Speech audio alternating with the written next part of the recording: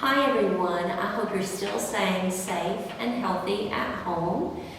Today I'm going to offer a craft that you probably can do at home with a few of your supplies, your crafting supplies, things you haven't used in a while.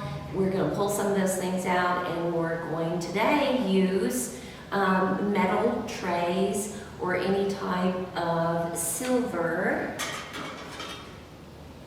tray, and we're going to upcycle them just a little bit. I had some trays on hand, and my intention was to upcycle them in some form or fashion, and I ran across this paint technique which I love. These I purchased these at a thrift store for 99 cents a piece. I just want to show you just what it kind of looks like. This was just a silver bowl that was purchased, and to upcycle that, we painted that and distressed that a little bit, and I love the way it looks. So it's my new favorite paint technique. I'll show you a few more of them that I've done in just a few moments, but let's get to our supply list first. The first thing you're going to need, obviously, is your metal surface, whether it be a plate, a bowl, as you see here. You're going to need some chalk paint. I have had this chalk paint for about 6 months now, and it's still halfway full. So I'm able to get a lot out of it. This is called Chalked. It's by Rust-Oleum, and this color is linen white. Evidently, it's a very popular color because sometimes at my hardware store, I had a hard time finding that particular shade. I also found that in order to seal these, so that your paint doesn't chip and so forth any more than you want it to, then I've used something called a paste finishing wax. And this is natural, meaning it's going to be somewhat clear. It may give you a little bit of an antique look, but for the most part, it's very clear, as you'll see when we open up our container in just a little bit.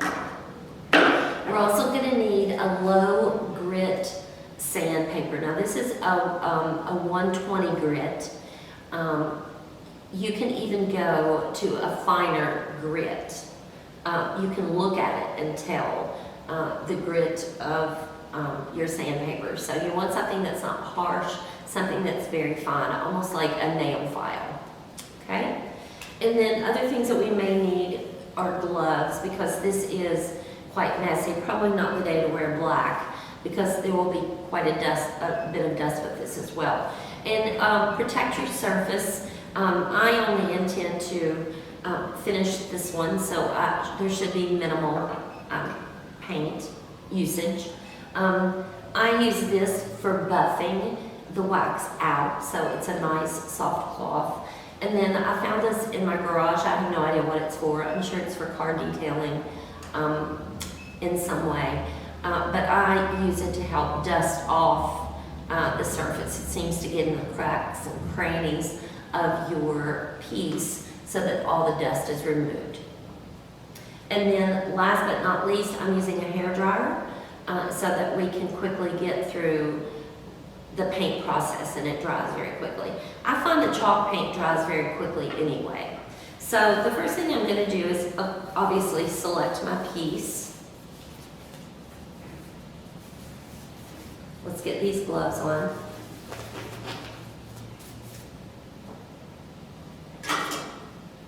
And I just, again, want to reiterate, at your thrift stores, you'll find these, and they're inexpensive. This one actually, I'm pretty sure is from like the dollar store, Dollar Tree, Dollar General, something like that, because it's very lightweight, it's very thin, but it worked fine. So think about other sources, yard sales, when we can have yard sales. So you need your metal piece, your silver piece. And in this case, I've chosen just this little bowl. I love the shape of it. I did not like the silver part, so we changed that.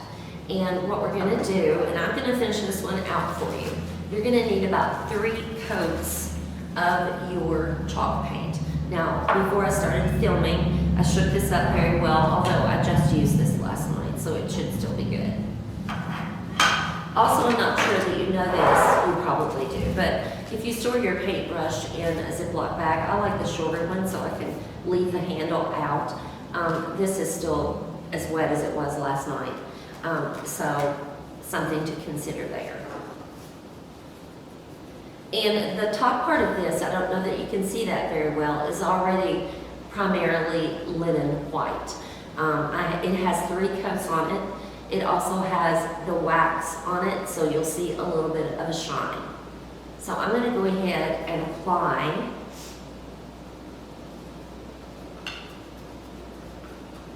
with just a regular brush. Now you can use a foam brush if you want to, but I have been using this on multiple surfaces and just decided to go ahead and use it.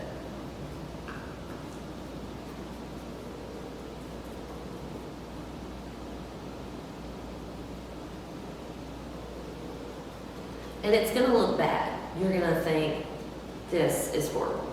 Oops, there's one drop. But once you sand it, I'm going to try to get all my excess off. I really want this to be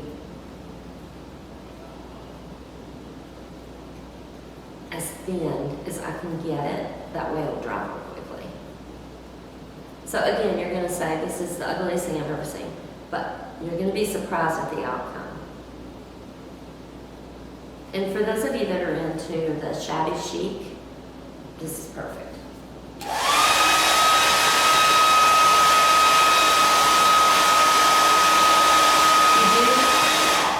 You do want to make sure that it's dried completely between each coat of paint.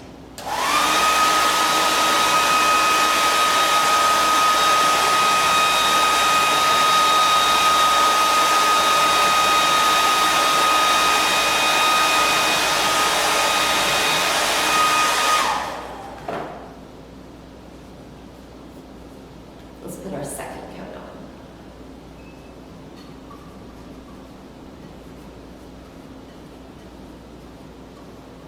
And you literally are covering everything. Now I'm using the white, but they have a gray, a dark gray chalk paint that's beautiful. So I think that would work well on this as well.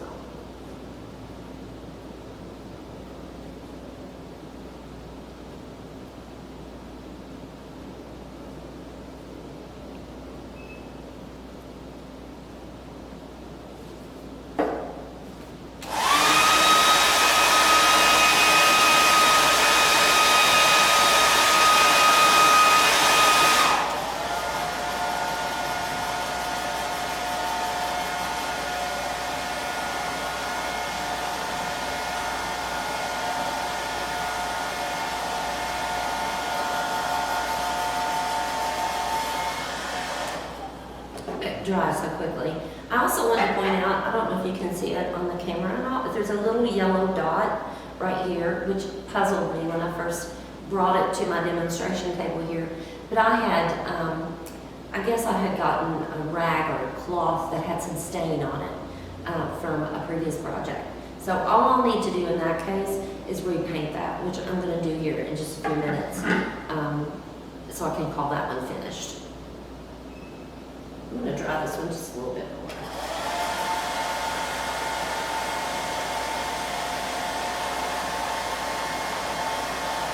There are paint streaks all over this, but don't let that concern you, because we have sandpaper.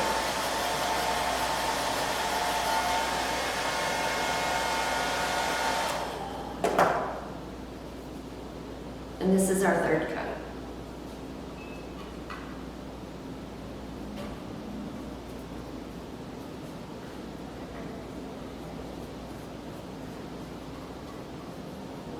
Now, I do want to point out also that on the back side of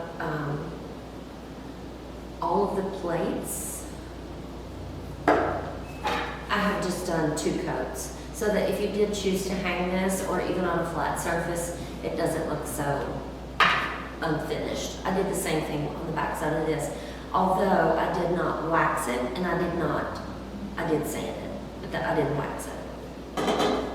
And on this one, the same way.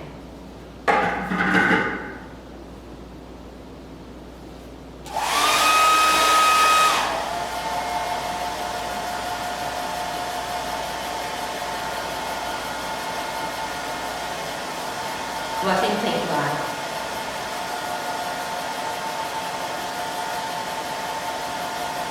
Now, if you have a heat tool, and some of you may know what I'm talking about, don't use that.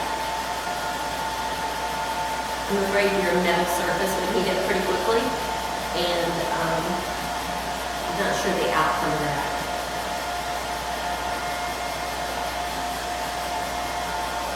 Now, this is my last coat, so I do want to dry this a little bit more because I'm getting ready to sand it with our low grit or our fine sandpaper.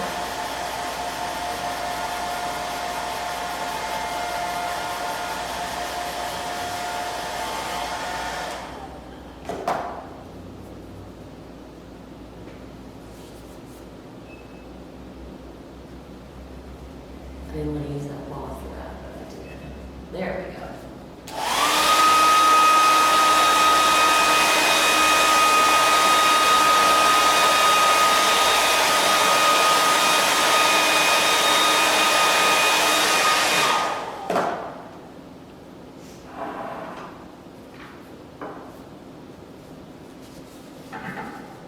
Now right here is that yellow spot I was telling you about.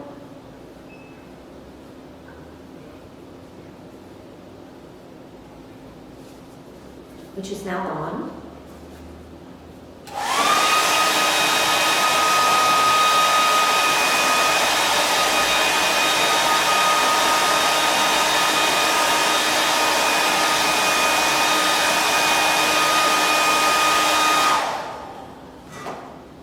And it's dry. And if you were close enough, you could see that it is a chalky finish versus a more polished finish. And we still have to polish this area, also sandpaper this area to distress it again, and then this one will be ready to go. So here is our somewhat finished project.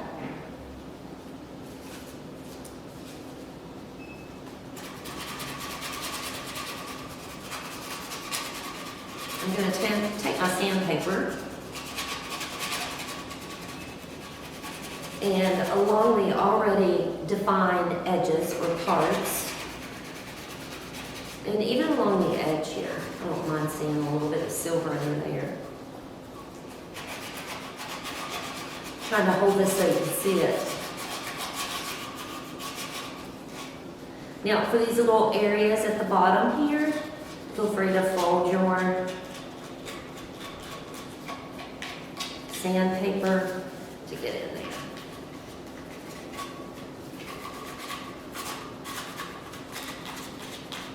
And once again, what's going to keep this all together and keep it from constantly peeling is the wax. So if you find that that big chunk that came off was not to your liking, paint it, dry it, paint it, dry it, get it back to the original surface, a painted surface, and then you can go over it a little bit more lightly. I don't mind that on these because I think that was my intent or purpose, is for it to look old vintage, like a painted tray.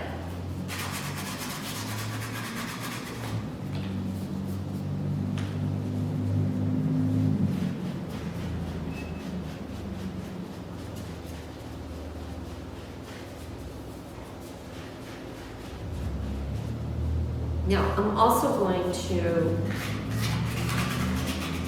sand my surface lightly on the inside. And how do I know how much to sand? You can feel it. You can feel the difference between your painted surface and your sanded surface. You're gonna know. You just want it to be a smooth surface.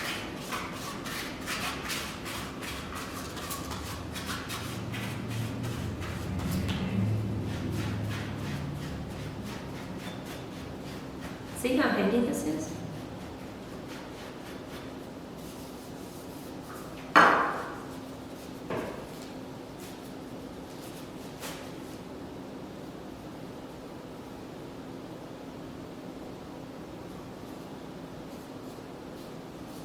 Good job. Now, our last step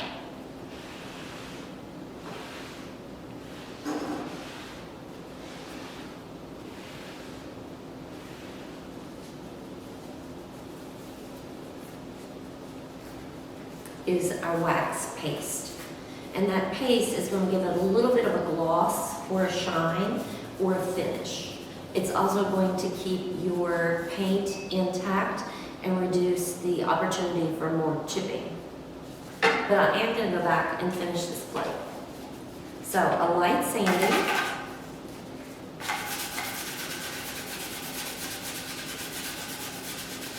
And then we're going to get to that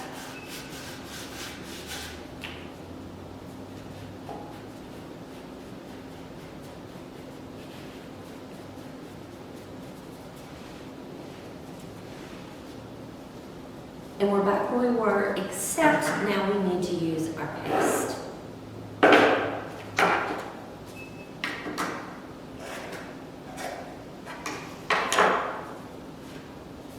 We're going to use our cloth, which I did not intend to use as a paint cloth, but we'll be careful.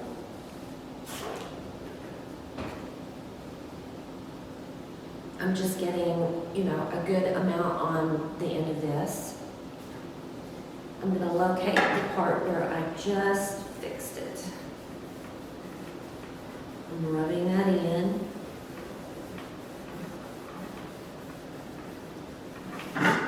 And then you can let it sit if you want. I find it was just effective just to go ahead and kind of rub that off like you would if you were waxing your car or your cabinets.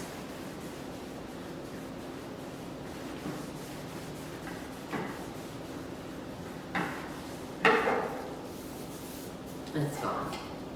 Back to the plate that we had. Now let's finish our bowl. Remember, half of this had already been finished with the wax.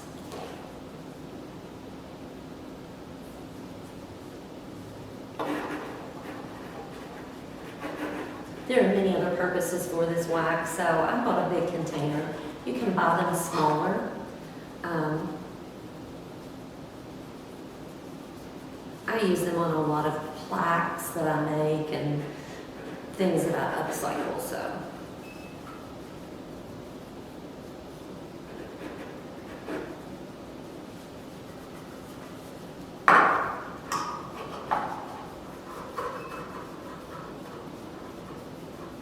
You can feel when you've got the wax on there because it's just that a real thin layer. It's almost a tacky feeling.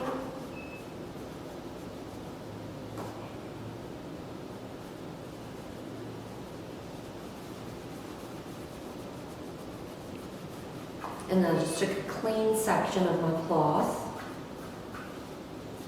and I'm rubbing that in and off. Now at this point I wouldn't recommend that you really go back and do any more burnishing with your sandpaper because it's sealed. So before you use this last process here, make sure that you've got all the areas that you want sealed. Make sure you've got all the areas that you want uncovered with your sandpaper, and then you can seal it.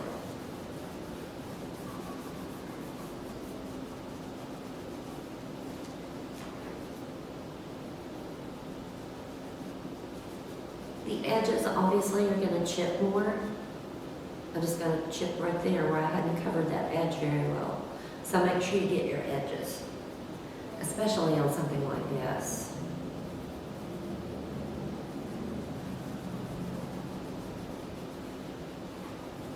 I really like this craft. I think it's a great way to upcycle things that you might find, things that you might have at your home.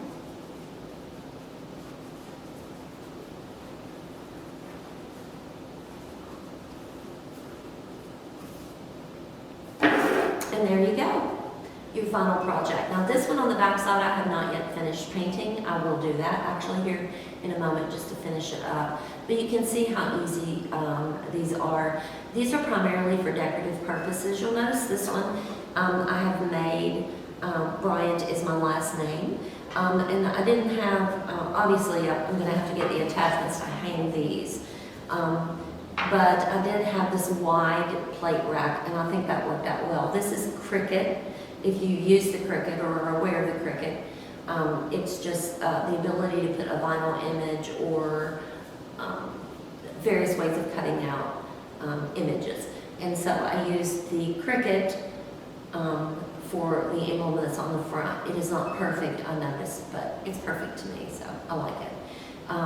But so easy. Again, cheap, inexpensive, and a really fun way to, even this would be just adorable if you're having a tea service or a dinner or a summer brunch. This would be adorable for that, so, as for decoration. So, thank you. Keep crafting.